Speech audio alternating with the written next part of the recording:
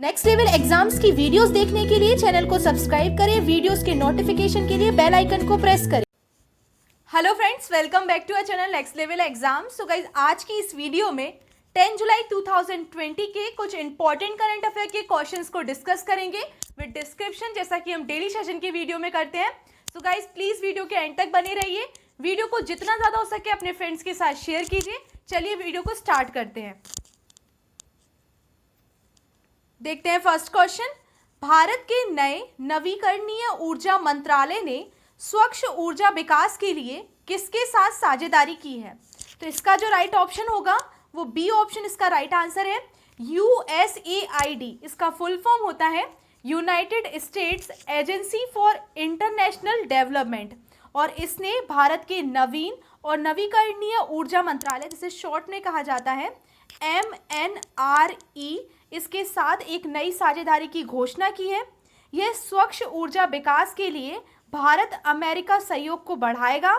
इसके तहत USAID समर्थित दक्षिण एशिया ग्रुप फॉर एनर्जी यानी कि SAGE भारत के तकनीकी संस्थाओं को स्वच्छ ऊर्जा विकास पर उन्नत तकनीकी ज्ञान प्रदान करेगा। अब बात है, साझेदारी हुई है USAID के साथ। फिर से इसका फुल फॉर्म रिपीट कर लेते हैं, United states agency for international development. अब इसको फाउंडेड किया गया 3 नवंबर 1961 में। इसका जो हेडक्वार्टर है वो वॉशिंगटन DC में है। अब जान लेते हैं ये है क्या। तो USAID जो है वो संयुक्त राज्य अमेरिका की संघीय सरकार की एक स्वतंत्र एजेंसी है जो मुख्य रूप से नागरिक विदेशी सहायता और विकास सहायता के लिए जिम्मेदार है, और इसका मुख्यालय जो है वो वॉशिंगटन DC यूनाइटेड स्टेट्स में है। देखते हैं next question. Karur Vysya bank ने जुलाई 2020 में किस कंपनी के साथ कॉरपोरेट एजेंसी की साझेदारी की है? तो इसका जो राइट ऑप्शन होगा वो ऑप्शन डी होगा। ये साझेदारी की है बजाज एलियांस लाइफ के साथ। करूर वैश्य बैंक ने बजाज एलियांस लाइफ के साथ एक कॉरपोरेट एजेंसी की साझेदारी की है। इस साझेदारी से देखिए होगा क्या, इसके माध्यम से जो Karur Vysya bank Bajaj Alliance life के मूल्य पैक जीवन बीमा समाधान अपने ग्राहकों को प्रदान करेगा, क्योंकि हम जानते हैं बजाज एलियांस जो लाइफ है वो इंश्योरेंस कंपनी है। तो इससे क्या होगा, बीमा समाधान जो है वो अपने कस्टमर्स को प्रदान कर पाएगा। साथ ही साथ योजनाबद्ध तरीके से अपने जीवन के लक्ष्यों को प्राप्त करने में सक्षम करेगा। बीमाकर्ता जो है वो उत्पाद पूरे भारत में फैले बैंक के 780 शाखा कार्यालयों में उपलब्ध होंगे। अब बात है बजाज एलियांस लाइफ इंश्योरेंस की और करूर वैश्य बैंक की, तो इन दोनों के बारे में ही जान लेते हैं। सबसे पहले बात करते हैं बजाज एलियांस लाइफ इंश्योरेंस की। तो इसको फाउंडेड किया गया 2001 में, और इसका जो हेडक्वार्टर है वो पुणे में है। साथ ही साथ इसके जो MD एंड CEO है वो है तरुण चोग। अब बात करेंगे करूर वैश्य बैंक की। तो इसको फाउंडेड किया गया 1916 में, यानी कि 1916 में। इसका जो हेडक्वार्टर है वो करूर जो है वो तमिलनाडु में एक जगह है, वहीं पे इसका हेडक्वार्टर है। साथ ही इसके CEO जो है वो है PR शेषाद्री। देखते हैं नेक्स्ट क्वेश्चन। प्रियंका चोपड़ा को सितंबर 2020 में होने वाले किस फिल्म फेस्टिवल के राजदूत के रूप में चुना गया? तो उन्हें चुना गया है टोरंटो इंटरनेशनल फिल्म फेस्टिवल के लिए, यानी कि बी ऑप्शन जो है वो इसका राइट आंसर हो जाएगा। प्रियंका चोपड़ा है, उन्होंने घोषणा की है कि उन्हें टोरंटो इंटरनेशनल फिल्म फेस्टिवल, जिसे कि TIFF कहते हैं शॉर्ट में, 2020 के राजदूत के रूप में चुना गया। प्रियंका चोपड़ा जो है वो 50 प्रतिष्ठित फिल्म निर्माताओं और अभिनेताओं की सूची में शामिल हो गई हैं, जिन्हें TIFF के राजदूत के रूप में आमंत्रित किया गया है। ये जो त्यौहार है वो महामारी के मद्देनजर रखते हुए डिजिटल स्क्रीनिंग और आभासी लाल कालीन के जरिए होगा। और इसको कब होस्ट किया जाएगा? तो ये सितंबर मतलब 10 to 19 सितंबर 2020 को आयोजित किया जाएगा। देखते हैं next question. Fino payments bank limited ने किस आयु वर्ग के बच्चों के लिए बचत खाता खोलने की घोषणा की है? तो ये की है 10 to 18 ईयर्स के बच्चों के लिए, यानी कि जो C ऑप्शन आप देख रहे हैं वो इसका राइट आंसर हो जाएगा। फिनो पेमेंट्स बैंक जो है उसने 10 to 18 ईयर्स के जो बच्चे हैं, नाबालिग जो बच्चे होते हैं, उनके लिए बचत खाता योजना शुरू करने की घोषणा की है। इस जो ये शुरू करने की घोषणा की है, इस खाते को नाम दिया है भविष्य। सदस्यता आधारित बचत खाता जो भविष्य है, ये नाम मात्र राशि का भुगतान करके खोला जा सकता है, मतलब छोटी सी राशि से ये बच्चे जो है इसमें खाता खोल सकते हैं। बैंक जो है वो स्टार्टिंग में उत्तर प्रदेश, बिहार, मध्य प्रदेश और धीरे धीरे जो अदर स्टेट है वहाँ पर भविष्य बचत खाता को शुरू करेगा। अब शुरू करने की घोषणा जो की है ये बच्चों के लिए, नाबालिगों के लिए, वो की है फिनो पेमेंट्स बैंक ने। तो फिनो पेमेंट्स बैंक लिमिटेड के बारे में जान लेते हैं। इसको फाउंडेड किया गया 13 जुलाई 2006 में। इसका हेडक्वार्टर जो है वो मुंबई में है और इसके जो सीईओ है वो है ऋषि गुप्ता। देखते हैं नेक्स्ट क्वेश्चन। माइक्रोसॉफ्ट ने किसके साथ मिलकर अगले 1 वर्ष में देश के 1 लाख से अधिक युवाओं को डिजिटल कौशल प्रदान करने का लक्ष्य रखा है?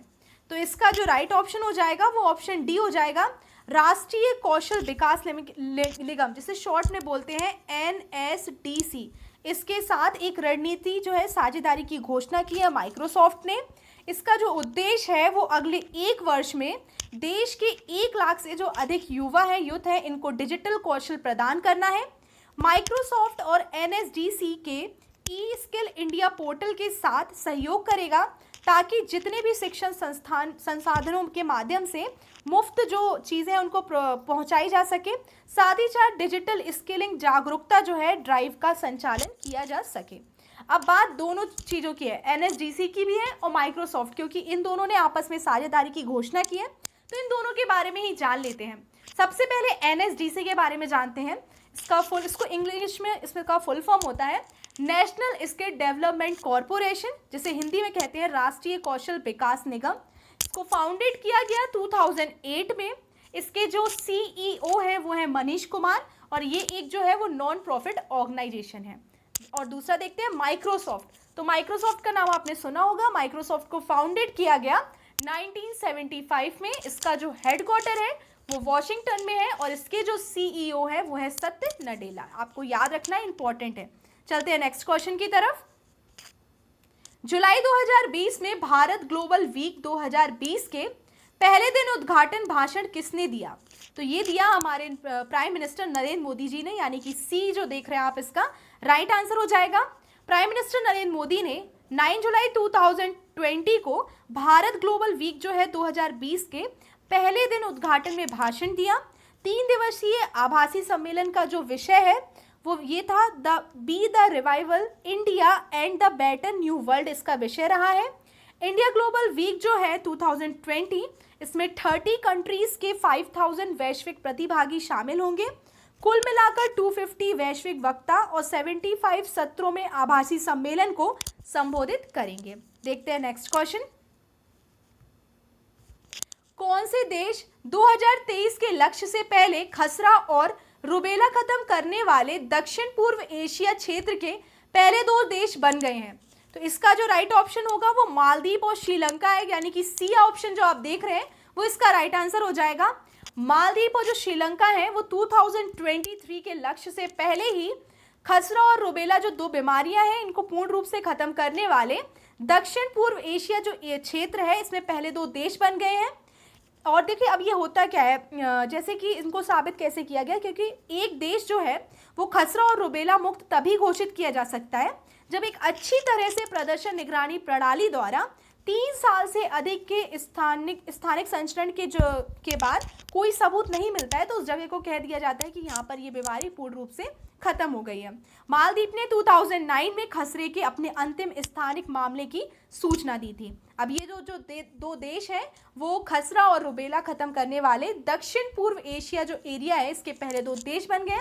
तो इन दोनों देशों के बारे में जान लेते हैं। सबसे पहले बात करेंगे हम मालदीव के बारे में। तो मालदीव की जो कैपिटल है वो माले है, वहाँ की जो करेंसी है वो मालदीपियन रूफिया है। साथ ही साथ मालदीव के जो प्रेसिडेंट है वो इब्राहिम मोहम्मद हैं। अब बात करते हैं श्रीलंका के बारे में। श्रीलंका की जो कैपिटल है वो श्रीवर्धनपुरम कोटे है, जो कि एक प्रशासनिक राजधानी है, और इसकी जो वाणिज्यिक राजधानी है वो कोलंबो है। करेंसी की बात करें श्रीलंका के तो श्रीलंकाई रुपया है, और वहाँ के जो प्राइम मिनिस्टर है वो महिंदा राजपक्षे हैं, और प्रेसिडेंट जो है वो गोटबाया राजपक्षे हैं। देखते हैं नेक्स्ट क्वेश्चन। किस देश ने औपचारिक रूप से विश्व स्वास्थ्य संगठन से हटने की सूचना संयुक्त राष्ट्र को दे दी है? तो ये दी है अमेरिका ने, यानी कि सी ऑप्शन जो है इसका राइट आंसर है। आपको पता होगा कुछ टाइम पहले हमने डिस्कस किया था, जो यूएसए है, यूएसए ने अपने बहुत सारे जो संबंध थे, काफ़ी संबंध, वो WHO से संबंध करे थे, और अब ये जो है ये सूचना इसने जो है संयुक्त राष्ट्र को दे दी है। ट्रंप प्रशासन के औपचारिक रूप से संयुक्त राष्ट्र को विश्व स्वास्थ्य संगठन से अमेरिका को वापस लेने का अपना निर्णय जो है वो अधिसूचित किया है। अमेरिका ने WHO पर चीन के साथ जो वायरस के प्रकोप और जो चीन के वुहान शहर से 2019 के अंत में शुरू हुई थी ये बीमारी, इस पर पक्षपात का भी आरोप लगाया है। और उग्र कोरोना वायरस महामारी के बीच इसने वैश्विक स्वास्थ्य संगठन जो है इससे नाता तोड़ लिया है। अब बात है WHO की और यूनाइटेड नेशन की, तो हम दोनों के बारे में जान लेते हैं। WHO की बात करें तो WHO का फुल फॉर्म आपको पता है, वर्ल्ड हेल्थ ऑर्गेनाइजेशन। फाउंडेड किया गया 7 अप्रैल 1948 को। हेडक्वार्टर इसका जो है वो जिनेवा यानी कि स्विट्जरलैंड में है। अब बात करें यूनाइटेड नेशंस की, तो यूनाइटेड नेशन को हिंदी में बोलते हैं संयुक्त राष्ट्र संघ, और ये एक इंटर गवर्नमेंटल ऑर्गेनाइजेशन है। इसके जो सेक्रेटरी जनरल है वो है एंटोनियो गुटेरेस। इसके जो मेंबरशिप कंट्रीज है वो 193 कंट्रीज है। हेडक्वार्टर जो है इसका वो न्यूयॉर्क सिटी में है। बात करें यूनाइटेड नेशंस को कब फाउंडेड किया गया, तो इसको 24 अक्टूबर 1945 में फाउंडेड किया गया, इसीलिए 24 अक्टूबर को यूनाइटेड नेशन डे सेलिब्रेट किया जाता है। अब ये संबंध खत्म करे हैं अमेरिका ने, तो अमेरिका के बारे में भी जान लेते हैं। अमेरिका की जो कैपिटल है वो वॉशिंगटन DC है। करेंसी अमेरिकी डॉलर है, और वहाँ पे प्रेजेंट टाइम पे जो प्रेसिडेंट है वो है डोनाल्ड ट्रंप। देखते हैं नेक्स्ट क्वेश्चन। सैयद इश्तियाक अहमद जाफरी का निधन हो गया, वे किस क्षेत्र से संबंधित थे? तो आप सभी इनको जानते होंगे, ये अभिनय क्षेत्र से संबंधित थे, यानी कि सी इसका राइट आंसर है। एक्चुअल में इनका जो असली नाम है वो यही है, सैयद इश्तियाक अहमद जाफरी, और इनकी कुछ टाइम से तबीयत ठीक नहीं थी, इसलिए इनका ये निधन हो गया है। और ये बहुत ही ज़्यादा फेमस अभिनेता, हास्य अभिनेता जो थे। जगदीप शोले में इन्होंने जो रोल निभाया है वो है सुरमा भोपाली का, बहुत ही फेमस रोल था, इसकी भूमिका इन्होंने निभाई थी, और जुलाई 2020 में इनका निधन हो गया। इन्होंने सलमान खान के पिता के रूप में पुराना मंदिर और अंदाज अपना अपना में यादगार भूमिकाएं निभाई हैं। अभिनेता के नायक के रूप में अपने चरित्र के साथ फिल्म सुरमा भोपाली का निर्देशन भी किया है। देखते हैं नेक्स्ट क्वेश्चन। किसने virtual ministerial on climate action के चौथे संस्करण में भारत का प्रतिनिधित्व किया है? तो ये प्रतिनिधित्व किया है प्रेजेंट टाइम पे हमारे केंद्रीय पर्यावरण मंत्री, ये है प्रकाश जावड़ेकर जी, यानी कि ए इसका राइट आंसर हो जाएगा। केंद्रीय पर्यावरण मंत्री जो है प्रकाश जावड़ेकर जी, इन्होंने virtual ministerial on climate action के जो 4th सेशन हुआ है इसमें भारत का प्रतिनिधित्व किया है। भारत ने जलवायु परिवर्तन से निपटने के लिए और महत्वपूर्ण कदम उठाने के लिए भविष्य में अपने प्रयासों को जारी रखने के लिए इस विषय पर इस संस्करण में बात की, और साथ ही साथ जावड़ेकर ने विकसित देशों से विकासशील देशों को वित्तीय और तकनीकी सहायता देने के लिए अपनी भागीदारी करने का आह्वान किया। तो ये था गाइज आज का वीडियो कैसा लगा कमेंट बॉक्स में ज़रूर बताइए। चैनल को सब्सक्राइब कीजिए। Thank you for watching my video.